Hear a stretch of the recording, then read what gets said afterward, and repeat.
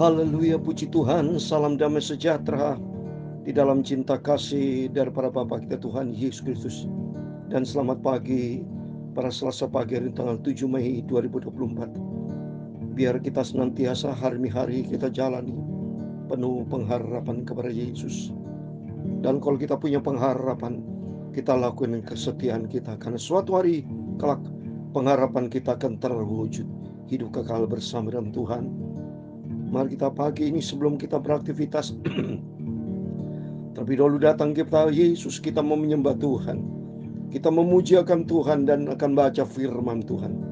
Tuhan lihat dari surga, setiap kesetiaan kita, apa yang kita kerjakan, itu semua tertuju kepada Yesus. Sebabnya Yesus pengharapan kita yang sempurna. Saya Pastor Yakub Rahmat, kami nyanyikan sebuah pujian di dalam buku Tabernakel Glory nomor 45, Yesus harapan jiwaku. Karena nanti kita mau baca firman Tuhan pada pagi hari ini.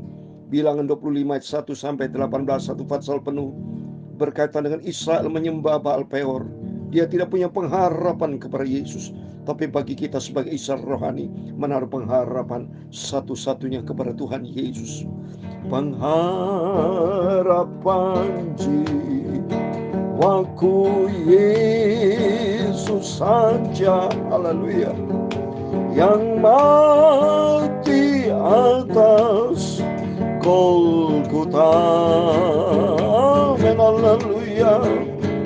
Tak ada gembala yang hibur teguh, haleluya, hanyalah Yesus pengharapan jiwaku, amin, haleluya. Yesus harapan jiwaku, amin, haleluya.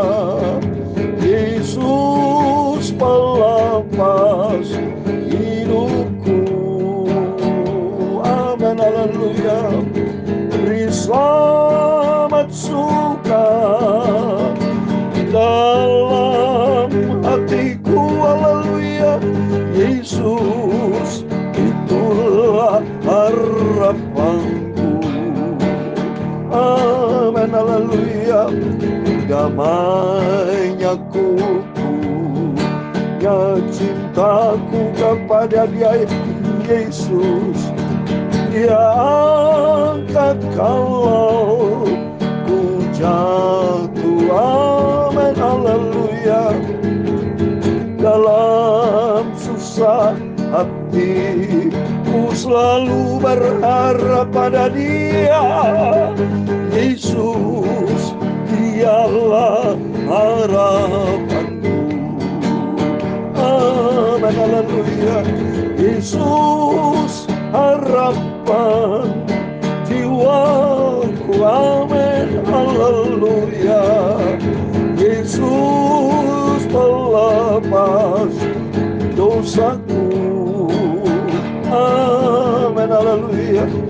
Beri selamat suka dalam hatiku, haleluya. Yesus pengharapan hidupku, amin, haleluya. Ku tahu di surga ada tunggu saya, amin, haleluya. Satu tempat bersama dengan Dialah Yesus di surga. Ku pegang tangan yang sudah lubang di paku, haleluya. Itulah Yesus harapan jiwaku, amin. Terima kasih Tuhan.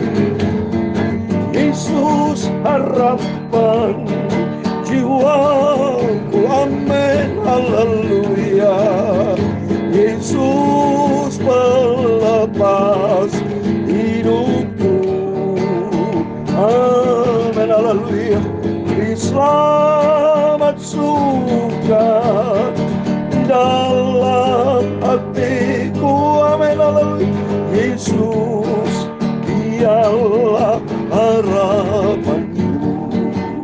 Haleluya.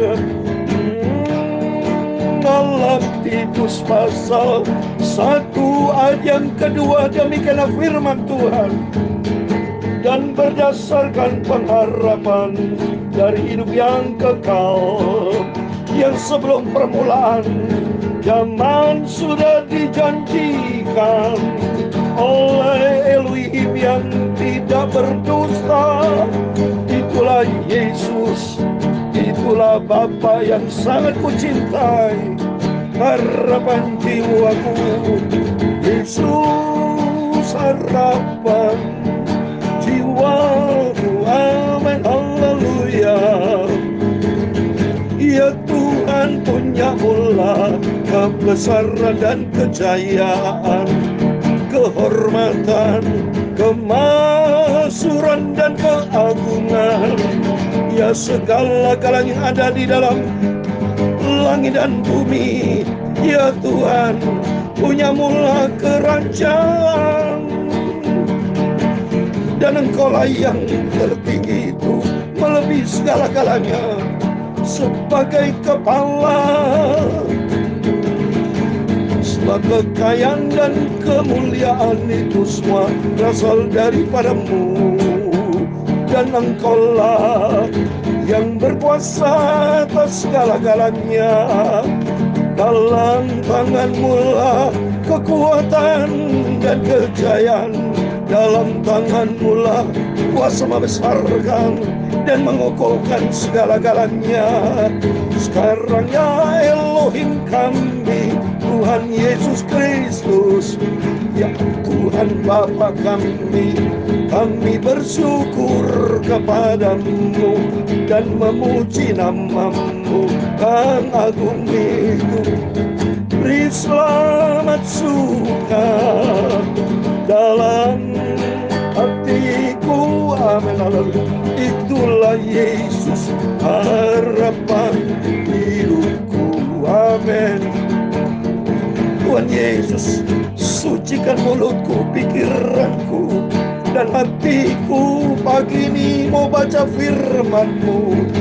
Firman-Mu adalah sumber kebenaran, sumber kehidupan, amin, haleluya. Ampunilah semua dosaku, sucikanlah hidupku Bapa. Engkaulah Yesus, Tuhan pengharapanku. Terima kasih Bapa. Kami percaya pagi Engkau berfirman, semua anak-anak-Mu yang hadir pagi mendengarkan firman-Mu, menyembah dan berdoa dalam nama Yesus. Setiap kami semua diberkati oleh Bapa. Dalam nama Tuhan Yesus kami sudah berdoa mengucap syukur, haleluya, amin, amin. Terpujilah Bapa kita Tuhan Yesus, sesuai dengan firman Tuhan dalam Titus 1 ayat 2. Dan berdasarkan pengharapan akan hidup yang kekal, yang sebelum permulaan zaman sudah dijanjikan oleh Elohim Allah yang tidak berdusta. Allah adalah Elohim, saudara, pencipta langit, bukan Allah. Dewa bukan, Elohim. Tuhan Yesus pencipta segala-galanya. Kita bersyukur karena kita punya pengharapan. Kita menaruh pengharapan akan janji, karena di dalam Yesus ada kepastian. Ada kepastian. Berharap pada sesuatu yang tidak pasti percuma. Tapi berharap pada sesuatu yang pasti akan mewujudkan suatu damai bahagia luar biasa. Itulah janji dari Bapa kita, Tuhan Yesus Kristus. Oleh karena itu mari kita mau setia sama Tuhan. Kalau sudah tidak setia, tidak akan terwujud pengharapan kita. Lakukan dan setia. Tekun kita, bayar harga, saudara, ya.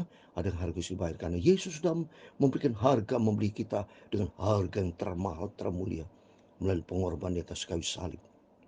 Ya, ini semua kemurahan Tuhan. Nanti besok lusa kita sama-sama ibadah, saudara. Kemis hari kenaikan Yesus ke surga. Semua datang beribadah kepada Tuhan.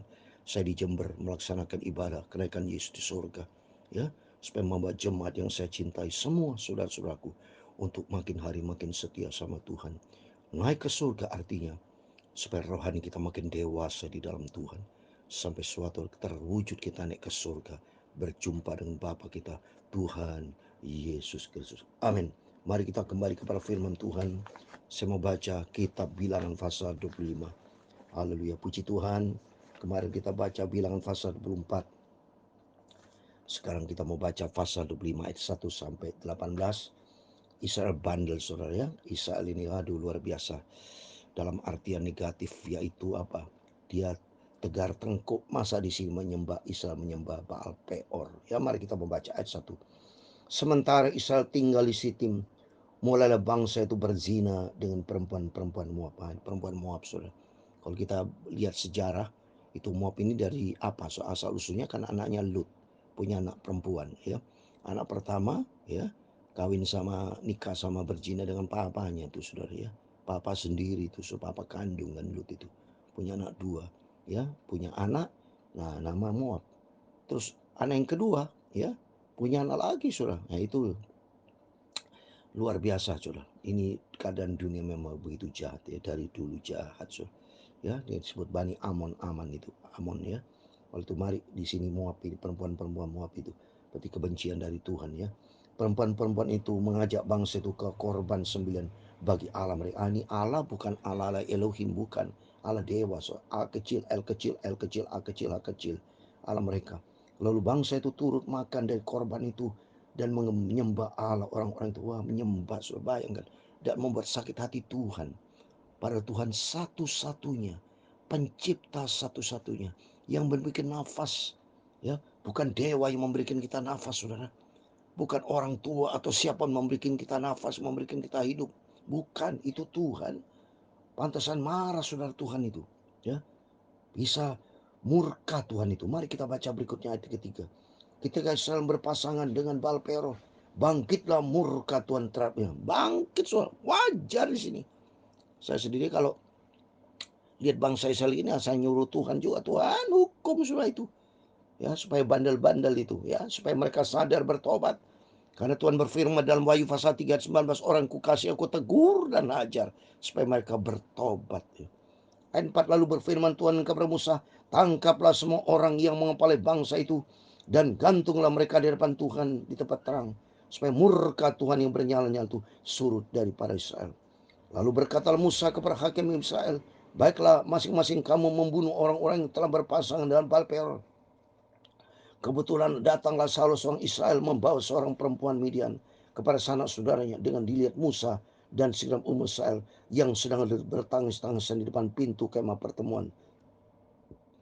Ketika hal itu dilihat oleh Pinhas anak Eliezer, anak Imam Harun, bangunlah ia dari tengah-tengah umat itu dan mengambil semua tombak di tangannya, mengejar orang Israel itu sampai ke ruang tengah dan menikam mereka berdua, ini orang Israel dan perempuan itu, pada perutnya. Maka berhentilah tulah itu menimpa. Marah saudara, membela kepentingan Tuhan. Kalau dulu gini saudara ya, ya kalau sekarang nggak boleh bunuh-bunuh. Kalau zaman begitu-begitu ya saudara, karena Tuhan murka. Kalau sekarang sejak Yesus turun supaya bertobat, kalau enggak ya sudah Tuhan bisa murka langsung ya. Sama kalau Tuhan marah bisa saudara ya, tapi kita tidak boleh mempermainkan Tuhan. Galatia 6 ayat 7, jangan sesat, Allah tidak membiarkan dirinya dipermainkan. Apa yang ditabur orang itu akan dituai. Mari kita menabur kebaikan, menabur menyembah kepada Tuhan, bukan menyembah kepada patung, dewa atau berhala. Tidak boleh ya, dalam nama Tuhan Yesus. Tapi kita takut sama Tuhan, hanya kepada Tuhan kita menyembah ya, memujiakan nama Tuhan. Ayat 9, orang yang mati karena tulah itu 24.000 orang mati sudah kena tulah, murka Allah. 24.000 banyak nih saudara ya. Ya Tuhan berfirman kepada Musa, Pinhas anak Eleazar anak Imam Harun telah menyurutkan murkaku daripada orang Israel. Oleh karena ia begitu giat membela kehormatanku di tengah-tengah mereka, sehingga tidaklah ku habisi orang Israel dalam cemburuku. Ya jelas kita harus bela kepentingan Tuhan. Berarti Eleazar Pinhas itu, ya Pinhas anak Eleazar itu bertindak kebenaran di pihaknya Tuhan. Yang membela Tuhan, yaitu supaya mereka betul-betul dihukum ya, dibunuh, supaya mereka sadar bertobat, supaya mereka jangan melakukan yang sama. Sebetulnya katakanlah sesungguhnya aku berikan kepadanya perjanjian keselamatan yang daripadaku. Coba ini, Tuhan begitu baik. Sederhana, so ikut Yesus. Jangan pernah nyakiti Tuhan, itu aja. Ikuti firman-Nya, ikuti apa maunya Tuhan. Itu aja saudara-saudara.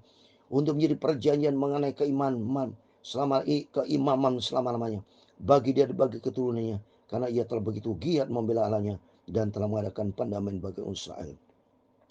Nama orang Israel yang mati terbunuh bersama dengan perempuan Midian itu ialah Zimri bin Saluh, pemimpin salah satu puak orang dari suku Simeon, puak orang Simeon ya. Nama perempuan Midian yang mati terbunuh ialah Kosbi binti Sur. Sur itu adalah seorang kepala kaum, yaitu Puak di Midian. Kemudian berfirman Tuhan kepada Musa, lawanlah orang Midian itu dan tewaskan mereka. Wah, adalah perintah Tuhan. Ini perintah Tuhan ya. Jadi kalau sekarang tewaskan, bunuh ya. Dosa harus kita tewaskan. Kita injek dalam nama Yesus ya. Ayat terakhir 18. Sebab mereka telah melawan kamu dengan daya upaya yang dirancang mereka terhadap kamu dalam hal Peor dan dalam hal Kosbi saudara mereka. Ia adalah perempuan seorang pemimpin Midian. Kosbi itu mati terbunuh. Baru itu turunnya tulah karena Peor itu. Jangan sekali-sekali mempermainkan Tuhan ya. Tidak boleh. Tuhan punya otoritas. Tuhan punya kuasa ya. Seperti saya mau kasih ayat terakhir di dalam Roma 11:22 saudara. Perhatikan kemurahan dan kekerasan Allah. Tidak boleh. Tuhan itu ya, bukan berarti Tuhan itu maha baik kita mempermainkan Tuhan. Tidak bisa saudara. Tuhan punya otoritas. Tuhan punya kedaulatan, punya kepribadian yang sempurna. Roma 11:22. Sebab itu perhatikanlah kemurahan Allah dan juga kekerasannya. Itu kekerasan atas orang yang telah jatuh. Tapi atas kamu kemurahannya. Itu jika kamu tetap dalam kemurahannya. Jika tidak, kamu pun akan dipotong juga. Ya ini saudara, jangan main-main. Kekerasan bagi orang jatuh seperti itu. Dia jatuh bangsa Israel. Menyembah dewa Baal Peor itu tidak boleh. Marah saudara Tuhan. Ya, kita saja sebagai manusia ya. Kalau kita sudah nolong tapi kok membalas kita jahat, ya kita bisa marah saudara. Ya, jangan pernah nyakiti Tuhan ya. Tapi mari kita berbuat menyenangkan hati Tuhan seperti di dalam Efesus 4 ayat 30. Jangan mendukakan Roh Kudus saudara. Coba semua baca. Efesus 4 ayat 30 dikatakan, dan janganlah kamu mendukakan Roh Kudus Allah yang telah memeteraikan kamu menjelang hari penyelamatan. Ingat saudara, kedatangan Tuhan sudah tidak lama lagi. Jangan pernah mendukakan Roh Kudus, artinya bermain-main dengan dosa, menyakiti hati Tuhan. Tapi mumpung kesempatan masih ada, Tuhan berikan kita sehat. Mari kita mau hidup menyenangkan hati Tuhan ya. Hidup berkenan selaras dengan firman Tuhan. Sehingga kita menyenangkan hati Tuhan, kita akan masuk di dalam janji Tuhan surga buat selama-lamanya. Saya kasih ayat penutup lagi, Kolose 1 ayat 10. Sehingga hidupmu layak kau di hadapannya, layak di hadapan Tuhan, serta berkenan kepadanya dalam segala, dan kamu memberi buah dalam segala pekerjaan yang baik dan bertumbuh dalam pengetahuan yang benar. Ada 4 hal, saudara. 4 hal ini. Yang pertama, hidup kita layak di hadapan Tuhan ya, harus layak di hadapan Tuhan ya. Kita mempersiapkan diri di hadapan Tuhan, berkenan sama Tuhan. Yang kedua, berkenan kepadanya dalam segala. Yang ketiga, dan kamu memberi buah dalam segala pekerjaan baik. Ketika kita berbuah ya, orang Kristen harus berbuah ya, berbuat baik itu buah dalam segala pekerjaan. Yang keempat, dan bertumbuh dalam pengetahuan yang benar tentang Allah. Bertumbuh tentang pengetahuan yang benar tentang Allah ada di dalam firman Tuhan. Mengenal Tuhan ada di dalam firman Tuhan. Mengenal Tuhan di dalam doa, karena doa adalah bentuk bersekutu dengan Tuhan. Itu perintah Tuhan. Mari melalui firman Tuhan pada pagi hari ini, jangan seperti bangsa yang begitu jahat, yang selalu menyembah Baal Peor, menyakiti hati Tuhan, menikah dengan orang di luar Tuhan dari suku Moab. Tapi kita mari mau hidup di dalam hidup yang benar di dalam firman Tuhan, supaya didapati kita tidak bercacat seperti dalam 1 Tesalonika 5:3. Semoga Allah damai sejahtera menguruskan kita seutuhnya, roh, jiwa, dan tubuh kita terpelihara sempurna dengan tidak bercacat celah pada masa kedatangan Tuhan Yesus. Mari kita, sementara kita hidup, kedatangan Tuhan sudah tidak lama lagi. Persiapkan dirimu, persiapkan diriku, diri kita berdandan untuk berjumpa dengan Yesus sebagai mempelai laki yang sempurna. Yesus satu-satunya pengharapan kita. Yesus harapan jiwaku, amin, haleluya. Yesus pelepas dosaku, amin, haleluya. Bersama suka dalam hatiku, haleluya. Yesus harapan jiwaku, satu-satunya dia pengharapan kita. Tuhan memberkati engkau dan melindungi engkau, amin, haleluya. Tuhan menyinari kau dengan wajahnya dan memberi kau kasih karunia. Amin, haleluya. Tuhan menghadapkan wajahnya kepadamu dan memberi kau damai sejahtera. Bapa kami yang di surga, dikuduskanlah namamu, datanglah kerajaanmu, jadilah kehendak-Mu di bumi seperti di surga. Berikan kami pada hari ini makanan kami yang secukupnya. Amin, haleluya. Dan ampunilah kami akan kesalahan kami, seperti kami juga mengampuni orang bersalah kepada kami. Dan janganlah membawa kami ke dalam pencobaan, tetapi lepaskanlah kami daripada yang jahat, karena Engkaulah yang punya kerajaan dan kuasa dan kemuliaan sampai selama-lamanya. Amin. Segala puji hormat bagi kemuliaan Bapa di surga. Tuhan memberkati Bapak Ibu Saudara semua. Selamat pagi. Sebelum kita beraktivitas apapun, berdoalah, berjagalah, berdoalah. Ikuti firman Tuhan. Buatlah hati Tuhan senang. Jangan membuat kesal hati Tuhan. Jangan mendukakan roh Allah. Tapi mari kita membuat hati senang. Serta firman Tuhan Kolose 1:10 ada 4 hal. Supaya hidup kita yang pertama berkenan, layak dan berkenan kepada Tuhan. Layak. Kedua, berkenan, itu menyenangkan hati Tuhan dan memberi buah dalam segala pekerjaan yang baik, dan bertumbuh hidup di dalam firman Tuhan sehingga hidup kita berkenan menyenangkan hati Tuhan Yesus. Amin. Tuhan memberkati kita semua. Immanuel. Amin.